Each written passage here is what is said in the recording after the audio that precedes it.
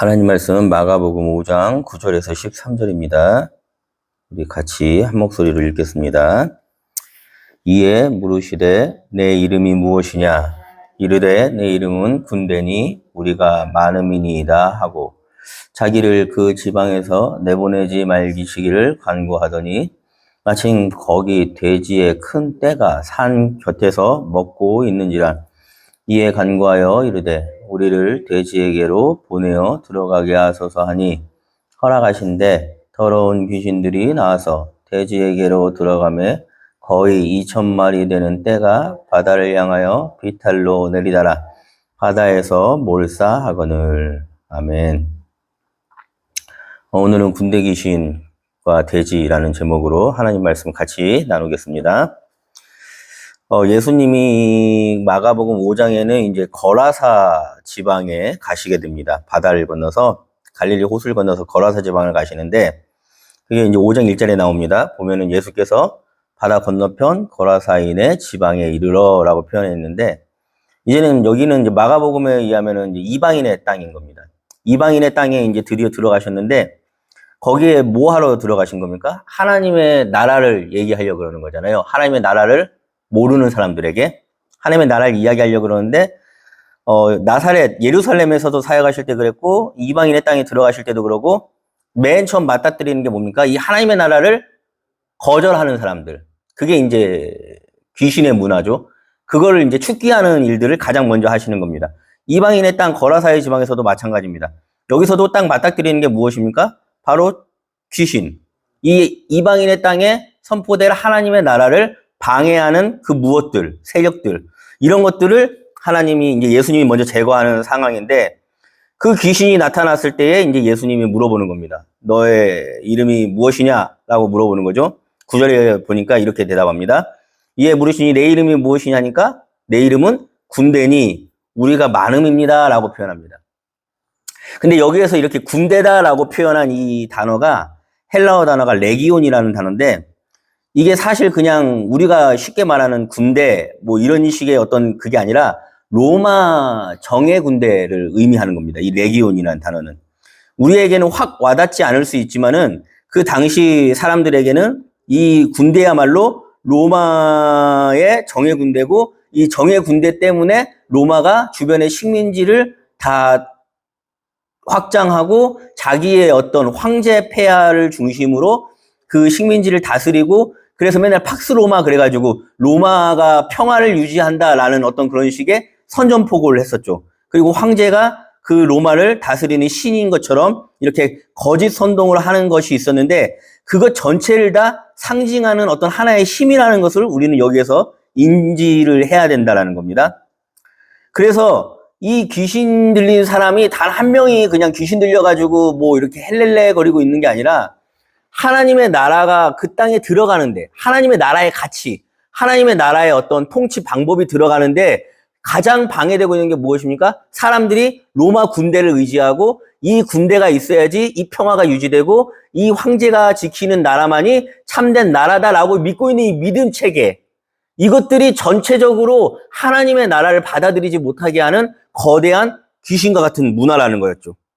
그래서 레기온을 통해서 그 군대를 통해서 그들은 어떻게 합니까?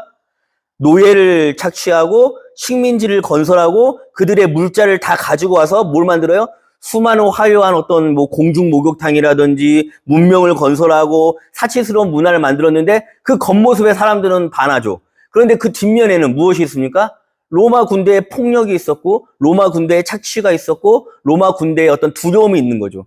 그런데 하나님의 나라는 그런 폭력과 착취의 문화하고는 전혀 맞지가 않습니다. 그런데 사람들은 어떻게 합니까? 거기에 안정감을 느낀다는 겁니다. 그것 때문에 이게 다스리고 있고 이 경제가 돌아가고 이 정치가 유지된다라는 믿음을 갖고 있다는 겁니다. 근데 예수님은 거기에 대해서 그걸 선포하는 겁니다. 그 군대 귀신을 떠나가게 밀어낸다라는 겁니다. 그래서 이것들이 정말로 우리가 가장 예수님을 믿으면서 잘 살펴봐야 될 어떤 축기 사역의 핵심입니다. 그 군대 귀신이 요청하는 게 있습니다. 나가라고 했을 때에 우리 10절에 뭐라 그럽니까? 자기를 그 지방에서 내보내지 말기를 바라면서 거기에 돼지떼가 있으니 우리를 돼지에게 보내주십시오라고 허락을 요청합니다. 왜 하필 돼지떼였을까요? 지금 거라사 지방은 알겠지만은 로마의 식민지로 있는 한 지역인데, 그 나라에 물론 유대인들에게 있어서 돼지는 부정한 짐승입니다. 그래서 그 부정한 것들을 씻겨낸다라는 의미에서 돼지떼를 몰아낸다라는 어떤 그런 해석도 있지만은, 이방인들은 사실 유대인들이 아니기 때문에 돼지떼를 키워도 크게 자기들은 개의치 않아요. 그런 것들이 부정하니 거룩하니 그런 걸 따지지 않아요. 그런데 로마의 그 당시의 고고학 자료에 의하면 그 영양실조에 걸린 사람들은 뼈에 그 자국이 남는다 그럽니다. 영양실조에 어떤 흔적들이 있다 그러는데, 로마 시대에 그 발굴한 어떤 뼈들을 보면은 하나같이 그 지역 주민들이 전부가 다 영양실조에 걸린 흔적들이 남아있다라고 합니다. 그 정도로 먹고 사는 문제가 힘들었어요. 모든 어떤 그 지역의 식민지 나라들이. 그런데 중요한 거는 여러분도 아시겠지만, 제가 가축을 키우지는 않았지만은 내가 먹을 곡물도, 내가 먹을 어떤 쌀이라든지 어떤 식물, 그 식량이 없는데 돼지를 키울 여력이 있을까요? 없죠. 돼지는 누구를 위한 겁니까? 로마의 귀족들을 위한 겁니다. 그러니까 돼지고기 1kg를 얻어내는데 곡물 3kg가 들어간다라고 그러거든요. 그러니까 뭐 1대3의 비율로 효율이 완전히 안 좋은 거죠. 근데 왜 그들은 그렇게 돼지떼를 키웠을까요? 로마의 식민지로서 로마의 귀족에게 돈을 받아가면서 돼지를 키우는 게 수입이 먹고 사는데 유일한 길이라고 믿었으니까. 그 로마의 어떤 식민지 아래에서 이 경제제도, 로마의 식민지 아래에서 이 명령체계가 결국에는 자기들의 생명을 유지할 것이라고 믿었기 때문에 다른 사람들과 함께 곡물을 키워가지고 더 많은 식량을 생산한다든지 다 같이 먹고 살 길을 궁리한다든지 이런 아이디어와 상상력은 사라진 지 오래입니다. 왜요? 이미 로마의 군대에 길들여졌기 때문에. 그래서 하나님은 여기에다 선포하는 겁니다. 그런 귀신의 문화가 쫓겨나고 하나님의 나라가 도래했으면 좋겠다. 그런데 중요한 것은 이 귀신이 쫓겨날 때에 그 돼지를 협박을, 그 돼지떼를 인질로 잡아가지고 협박하는 거일 수도 있고, 어쩌면 꼼수를 부리는 거일 수도 있었겠습니다. 예수님한테 너희들 이거 없이도 이 백성들이 살 수 있을 것 같아? 너희들 이 백성들이 이거 사라지게 하면은 예수 당신을 추종할 수 있을 것 같아? 이들이 먹고 사는 문제가 빡빡해졌을 때에 정말로 예수를, 더 하나님의 나라를 더 사모하고 더 바랄 것 같아? 한번 해볼까? 라는 식의 어떤 도전일 수도 있었던 것 같습니다. 그런데 예수님은 어떻게 합니까? 그런 경제적인 논리, 그런 돼지떼가 사라지면은 당장 먹을 게 없는데 라는 어떤 그런 경제적, 정치적, 어떤 수학적 논리가 있는 게 아니라 지금 눈앞에 누가 있어요? 그 군대 귀신에게 사로잡혀서 맨날 무덤가에서 소리 지르면서 자기 통제가 안 되고 자기 자해를 하고 있는 한 영혼이 그 눈앞에 서 있는 겁니다. 이 한 명을 구할 수만 있다면 돼지떼 2,000마리도 소용이 없고, 이 한 명을 구할 수가 있다면은 그런 논리적, 어떤 정치적 견해도 다 버릴 수 있고, 왜요? 이 한 명이 하나님 나라에 들어올 수만 있다면, 이 한 명이 귀신의 문화에서 해방될 수만 있다면, 그래서 그 어떤 것보다, 어떤 돈의 이익보다, 어떤 정치적 수사적 용어보다 하나님 앞에서 하나님 나라는 이 한 명의 영혼이 더 중요하다라는 선포하는 사건이 바로 지금 군대 귀신을 돼지떼로 들여보내서 내보내는 겁니다. 그래서 예수님은 그들이 그렇게 떠나게 허락한다라는 겁니다. 한 명이 살아나는데 경제적 논리는 필요 없다라는 겁니다. 이게 하나님 나라입니다. 한 명이 해방되는데 어떤 이런저런 어떤 뭐 계산은 필요 없다라는 겁니다. 그게 하나님 나라입니다. 왜요? 그 한 명의 생명이 귀하다라는 것. 그래서 예수님은 어떻게 합니까? 13절에 같이 한번 볼까요? 허락하신대 더러운 귀신들이 나와서 돼지에게 들어가매 거의 2,000마리나 되는 떼가 바다를 향하여 비탈로 내리다가 바다에서 몰사하거늘. 이렇게 다 몰사해버린, 우리가 보면은 경제적으로 엄청난 손실이죠. 2,000마리나 되는 돼지떼가 한 번에 죽어버렸으니까. 우리가 봤을 때는 그 한 명을 살리기 위해서 이렇게까지도 해야 되나? 라고 생각할 수 있겠죠. 이렇게 봤을 때는 뭐 다른 방법은 없나? 우리는 고민했을 겁니다. 돼지도 살리고 그 사람도 살리고. 근데 하나님 나라는 그런 걸 계산하다가 이것저것 다 놓친다라는 겁니다.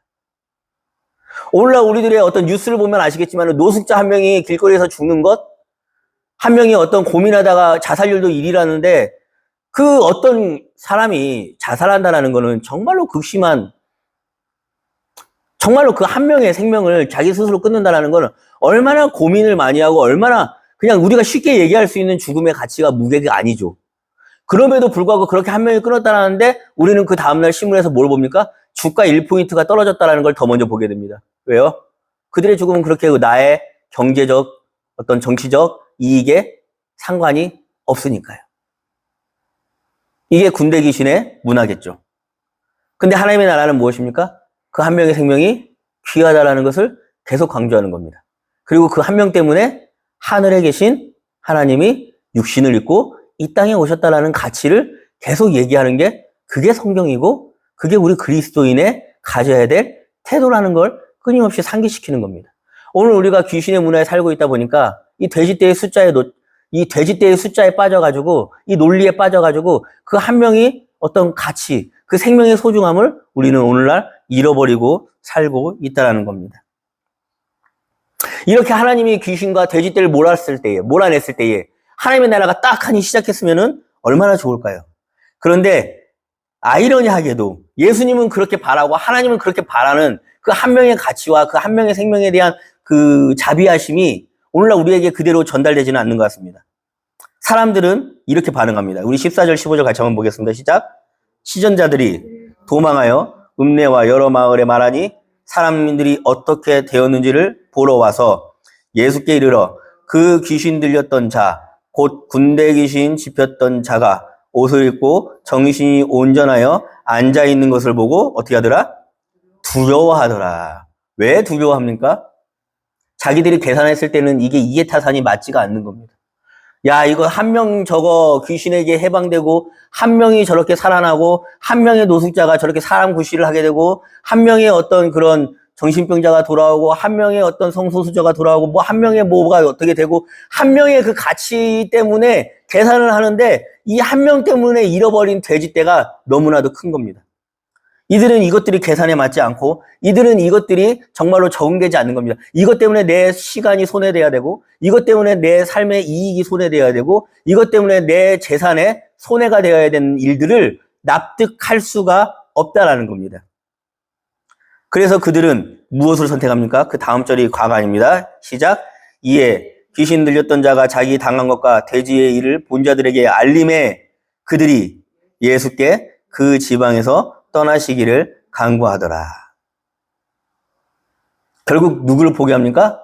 예수를 포기하는 겁니다. 아니, 예수님이 가져오는 하나님의 나라를 포기하는 겁니다. 그들에게 익숙한 것은 로마 제국 하에서 돼지떼를 키우며 평생 그냥 편안하게 주어진 돈에 사로잡혀서 그냥 하루하루를 평안하게 보낸다라는 그 믿음. 그게 로마가 지켜주고 군대가 지켜준다라는 그 믿음이 오히려 그들의 삶을 더 안락하게 했다라는 겁니다. 그리고 하나님이 가져온 한 명에 대한 그 생명, 한 명에 대한 그 소외된 자들을 그렇게 살리고 그들을 섬기고 그들과 함께 꿈꾸는 나라를 뭔가 하려고 그런다면은 머릿속이 복잡해지는 겁니다. 아, 이거는 너무 손해가 많은 것 같아. 아, 이거는 너무 나에게 있어서 수학적 계산을 따졌을 때에 불이익이 많은 것 같아. 이런 것들이 결국엔 우리를 하나님 나라를 사모하지 못하고 하나님 나라를 바라보지 못하게 만드는 요건이 아닐까 생각합니다. 로마 시대에는 이렇게 반복되는 것들이 사실 오늘날에도 여전히 우리들에게 반복되고 있습니다. 로마 시대에는 군대 귀신이라는 이름을 갖고 있었지만 레기온, 로마의 어떤 정예 군대병, 어떤 로마의 어떤 평화를 유지하는 군대, 뭐 이런 것들이 그때는 화두였고 그 시대를 지배하고 그 시대를 다스리는 단어였지 모르겠지만은 오늘날에도 여전히 우리에게는 군대 귀신과 돼지가 있을 겁니다. 예수님이 오늘날 우리에게 왔을 때에 우리의 나라에 딱 와가지고 이제 여기에 하나님 나라를 선포해야겠다라고 했을 때에 딱 앞에 가로막고 있는 귀신의 이름이 저는 있을 것 같습니다. 그게 무엇이냐라고 물어봤을 때 내 이름이 무엇이냐 그러면은 아마 그 귀신이 이렇게 대답할 겁니다. 저는 부동산입니다.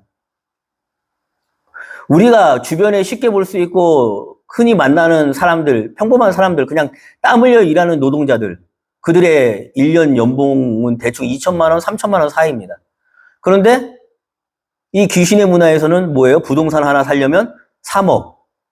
말이 3억이지 쇠가 빠지게 1년 동안 일해가지고 숨도 안 쉬고 내가 쓰지도 않아야 3천만 원 모아가지고 10년을 모아야 모으는 돈이 3억입니다. 우리가 뭐 대출 때문에 너무 쉽게 얘기하지만은 그 대출이 사실은 진짜 내 돈이 아니죠. 그 대출을 받는 순간 나는 이 땅에 노예가 되는 거죠. 숨도 안 쉬고 빚만 갚다가 그렇게 살다가 내 인생이 끝나가는 겁니다. 그런데 그 문화에 모든 사람들이 중독되어 있습니다. 많은 사람들이 집값을 내려가지고 평범하게 모든 사람이 1인 1집을 사는 그런 나라를 꿈꾸는 게 아니라 그 부동산의 차익을 통해서 어떻게 하면 나도 일확천금을 한번 노릴 수 있을까라는 욕망에 사로잡혀 보니까 그 욕망이 또 다른 욕망을 불러오고 그 욕망으로 인해서 집값을 여러 사람들이 투기하거나 여러 사람들이 작당을 해서 쉽게 올려가지고 시세 차익을 누립니다. 그리고 그 문화에 모든 사람들이 정말로 브레이크 없는 폭주 기관차처럼 달려나가고 있다라는 겁니다. 그 귀신을 떠나갈까요? 아파트 값이 다 폭락하고 다 평등화되기를 우리는 바라고 있을까요? 아니죠. 마치 군대 귀신이 돼지떼를 인질로 잡아서 자기들이 그것을 다 몰살시킨 것 같지만은 그 주민들은 어떻게 합니까? 예수를 떠나기를 간절히 원하고 다시 로마 귀족들에게 돼지떼를 받아서 아마 다시 돼지를 키웠을 겁니다. 그리고 그렇게 군대 귀신은 다시 그 지역에 들어왔겠죠. 오늘 우리들도 똑같은 겁니다. 또 다른 이야기를 하나 해볼까요? 오늘날 우리들에게 있어서 또 다른 많은 것들이 있겠지만은 저는 또 다른 문제가 아이들을 수능 시험이라는 제도를 통해서 등급 매기는 것, 상아탑, 대학. 왜냐면은 이 성적 순으로 등급을 매기고 이 등급이 평생의 인생을 좌지우지하게 만드는 하나의 족쇄로 채워버립니다. 몇몇은 그 혜택을 보고 사회적 신분을 높이지만은 대부분의 아이들은 좌절을 경험하고 대부분의 아이들은 낙오와 자포자기를 경험하게 됩니다. 그 아이들의 심정은 어떨까요? 그 문화 때문에 아마 그 귀신에게 쇠사슬에게 묶여가지고 무덤가에 살고 있는 그 희생당한 한 명의 영혼처럼 여기저기 떠돌고 있는 아이들이 꽤 많을 겁니다. 오늘 우리는 부동산, 제가 대학교 어떤 수능 제도를 이야기했지만 이거 외에도 오늘날 많습니다. 하나님의 나라를 대적하는 제도들. 한 명의 영혼을 그냥 있는 그대로 바라보지 못하게 만드는 시스템들. 그리고 그것들이 마치 견고한 어떤 하나의 제도가 되고 그것들이 마치 견고한 하나의 진리체계가 되어가지고 하나님 나라보다 더 소중하게 그 사회에 자리를 잡고 있는 모습들을 우리는 보게 됩니다. 그런데 중요한 거는 그 제도 때문에 소외당하고 그 제도 때문에 죽어가고 그 제도 때문에 이 땅 가운데 혜택을 누리지 못하고 그냥 하나의 노숙자의 시세로 전락한다든지 하나의 어떤 비행 청소년 혹은 하나의 어떤 그런 나쁜 낙인을 찍어가지고 그 사람들을 이 사회에서 매몰시키는 일들에 대해서 우리는 전혀 죄책감도 느끼지 못하고 그렇게 해도 되는 것처럼 살아간다는 겁니다. 그들의 삶을 오늘 그 마가복음 5장 3절, 4절, 5절에 보면 이렇게 표현합니다. 같이 한번 볼까요? 그 사람은 무덤 사이에 거처하는데 이제는 아무 쇠사슬로 맬 수 없게 되었으니 이는 여러 번 고랑과 쇠사슬을 메었어도 쇠사슬을 끊고 고랑을 깨뜨립니다. 그리하여 아무도 그를 제어할 힘이 없는지라.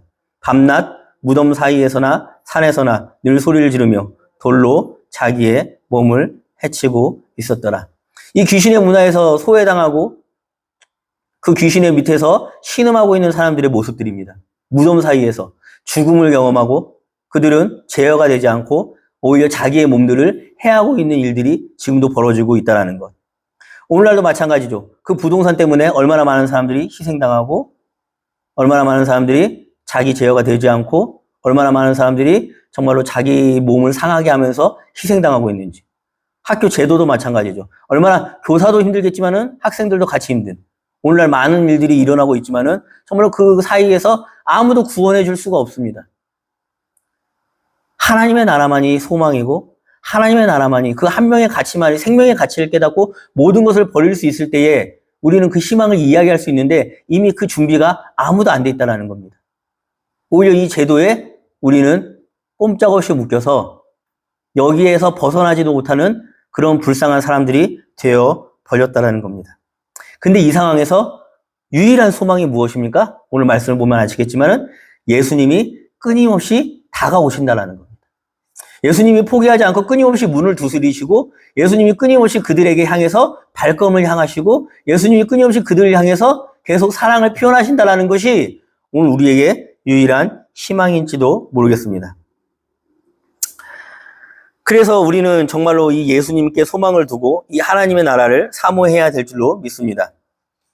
그런데 오늘날 교회가 정말로 이런 예수님을 좀 본받아서 같이 이 귀신의 이름을 알고 정확히 이 부동산이라는 귀신의 이름도 알고 이 수능제도라는 귀신의 이름도 알고 그래서 우리가 해야 될 일들이 무엇일까라는 것들을 고민하고 좀 성숙한 그런 그리스도인들이 되어야 하는데 그리고 예수님과 함께 그 귀신이 돼지떼와 함께 몰살당하기를 바라는 기도를 좀 할 줄 아는 그런 시민, 어떤 그런 그리스도인이 되어야 할 줄 아는데 오히려 오늘날 교회의 모습도 하나님을 이야기하지만은 입으로 하나님을 찬양한다고 하지만은 기도하면서 오히려 그 수능 성적을 더 잘 봐서 내 자녀들이 더 잘 되길 바라는 그런 귀신의 어떤 문화에 어떤 반대되고 하나님의 나라를 소망하는 것이 아니라 오히려 거기에 더 내가 하나님의 이름으로 더 동화되기를 바라는 식의 신앙을 갖고 자꾸 뭔가 실수를 한다라고 할까요? 어쩌면은 못 배워서 그런 건지 아니면 잘못 읽어서 그런 건지 하나님의 나라를 오독해서 그런 건지는 모르겠지만은 무엇이 됐건 오늘날 우리는 다시 한번 말씀을 들으면서 여기에 대해서 좀 더 경계심을 갖는 그리스도인이 되었으면 좋겠습니다. 결국에는 자꾸 그렇게 이 문화와 이 귀신의 어떤 그런 정체, 이름을 파악하지 못하고 이게 신앙생활인 줄 알고 신앙생활을 했다가는 똑같은 짓을 하게 됩니다. 어떤 짓을요? 똑같이 예수께 그 지방에서 떠나기를 강구하는 사람들이 된다는 겁니다. 우리는 그렇게 학교에서 계속 등급을 매기고 금수저와 흙수저의 차이를 당연하게 여기고 부동산의 시세 차익에 내 욕망을 투입하고 주식과 비트코인을 통해서 일확천금을 노리는 식의 그런 일들 때문에 우리의 시간을 허비하고 우리들의 집중을 곤두세운다면은 결국 우리는 내 주변에 있는 소외된 한 영혼에 대한 관심을 둘 여력이 없게 될 것입니다. 안타까운 한 명의 죽으면은 별 관심도 없고 아파트 값이라든지 기름값, 내 삶의 유의미한 숫자들에 우리들의 몸과 마음을 뺏기게 된다는 겁니다. 그렇게 예수님은 이렇게 순수히 물러나는 것 같이 보입니다. 돼지떼가 다 몰살당하고 귀신도 떠나간 것 같지만은 결국에는 귀신의 전략이 좀 더 승리한 것처럼 보이지 않습니까? 왜냐하면 마을 사람들이 결국에는 스스로 예수를 거부하고 예수를 떠나가기를 간구하니까요. 귀신이 그렇게 쉬운 존재는 아닙니다.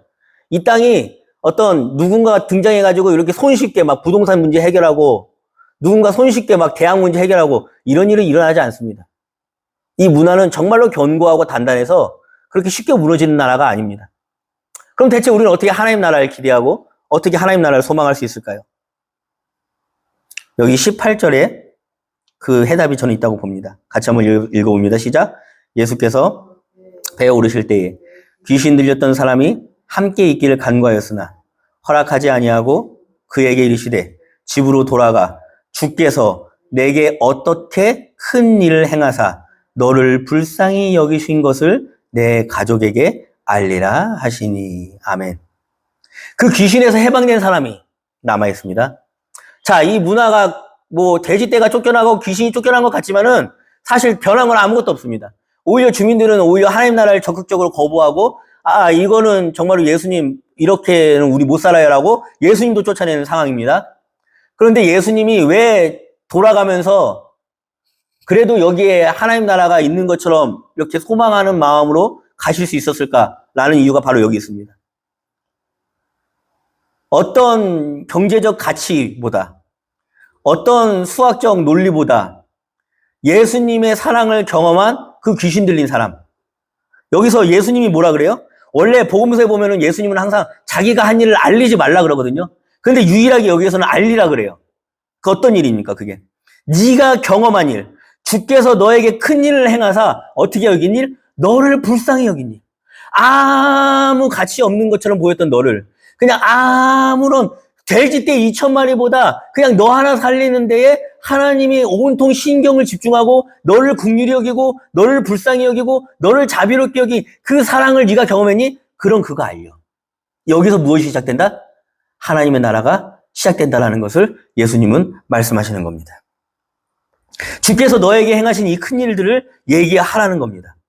제가 저번 주에 비유로 얘기할 때 하나님 나라에 대해서 예수님이 비유로 얘기한 사건 얘기한 거 기억나십니까?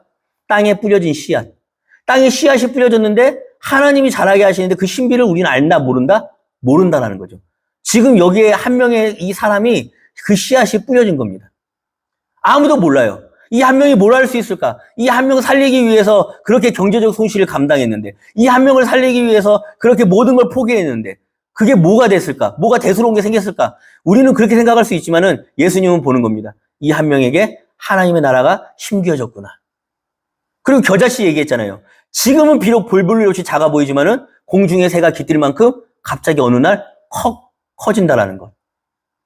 이 겨자씨가 또 이 한 사람에게 심겨졌다라는 겁니다. 그리고 그게 무엇이라고 얘기합니까? 예수님은 이게 하나님 나라야. 그래서 저는 믿는 겁니다. 이 땅 가운데 저는 언젠가 옛날에도 뭐 그런 것들이 있었습니다. 이 제도가 좀 바뀌었으면 좋겠고, 정치인도 좀 이렇게 정직한 사람이 왔으면 좋겠고, 물론 그런 가치들도 중요합니다. 그런 것들을 위해서 우리가 애쓰고 수고하는 것도 필요합니다. 그런데 더 중요한 것은 무엇이냐면은 하나님 나라라는 것은 그런 것들 저런 것들 계산하기 이전에 그냥 내 주변에 소외되고 여기에서 피해당하고 여기에 의해서 바깥으로 벌려진 사람들에게 그저 무조건적으로 그저 하나님의 가치로 그저 긍휼함과 그 자비함과 그 사랑으로 그들을 세워나가고 생명을 살리는 일들이 시작될 때에 그곳 가운데 하나님의 나라가 시작되는 가능성이 있구나라는 것을 저는 이 말씀을 통해서 배운다라는 겁니다. 그래서 우리는 하나님의 나라가 과연 이렇게 올 수 있을까라는 회의적인 생각도 있겠지만은 가끔씩 그런 것들 때문에 내가 정말로 기운이 빠지고 포기해야 되지 않을까라는 생각들이 있지만은 그래도 믿는 것은 오늘 20절 말씀에 이렇게 시작됩니다. 그가 가서 예수께서 자기에게 어떻게 큰 일을 행하셨는지를 데가볼리에 전파하니 모든 사람들이 놀랍게 여기더라. 이렇게 하나님 나라는 땅에 뿌려진 씨앗처럼 겨자씨처럼 보이지 않지만은 시작된다라는 겁니다. 어떻게요? 하나님의 긍휼을 경험한 자들을 통하여. 어쩌면 내가 먼저 그 긍휼을 먼저 경험하고 그렇게 시작했는지도 모르겠습니다. 그리고 우리 성도님들도 어쩌면 그렇게 시작되고 있을지도 모르겠습니다. 그리고 우리가 또한 그렇게 시작된 사람들로서 어떻게 해야 되는 겁니까? 무조건적인 격려와 긍휼과 사랑과 자비를 우리 주변에 가장 약한 자들에게 베풀 줄 아는 사람들이 되어야 할 것이라고 저는 믿습니다. 나의 이익이나 경제적인 논리보다는 소외된 한 사람을 위해서 모든 것을 버릴 수 있는 사랑과 자비만이 저는 이 땅을 살릴 수 있는 유일한 길이라고 믿고 그것이 예수님이 그렇게 목숨 걸고 지키시고 전파하시려고 했던 하나님 나라의 가치라는 것을 여러분과 함께 나누고 싶습니다. 그 가치를 통하여 우리가 하나님 나라를 계속 이야기할 수 있는 사람들이 되고 그렇게 끊임없이 방해하지만은 우리는 끊임없이 그들을 향해서 포기하지 않고 예수 그리스도가 보여주셨던 그 태도를 따라서 우리도 살기를 간절히 소망해 봅니다. 그렇게 살아가시는 우리 성도님들이 되시길 그리고 또한 그 사랑의 혜택으로 하나님 나라가 신비롭게 그 땅에서 자라는 신비를 경험하고 겨자씨처럼 갑자기 튀어나오는 그 놀라운 기적을 목도할 수 있는 저와 여러분들이 되셨으면 좋겠습니다. 아멘. 기도하겠습니다.